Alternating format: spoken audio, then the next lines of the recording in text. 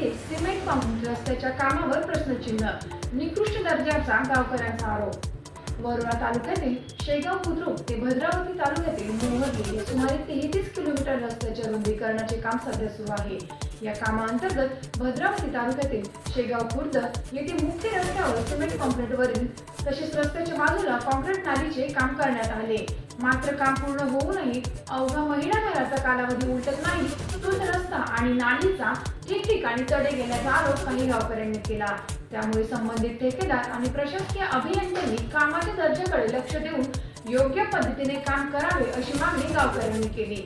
दरम्यान शेगाव बुद्रुक ते माहुर्ली रस्त्याचे रुंदीकरणाचे काम अत्यंत संथ गतीने सुरू असल्याचेही, त्यासोबतच वाहतुकीला मोठ्या अडचणींचा सामना करावा लागत असल्याचे ग्रामस्थांनी म्हटले आहे।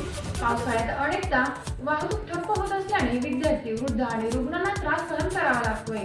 मागील 2 महिन्यांपासून काम बंद असल्याने रस्त्यावर टाकलेली गिट्टी उकडत असून रोलरने योग्य पद्धतीने पिचिंग केले जात नसल्याचा आरोपही गावकऱ्यांनी केला।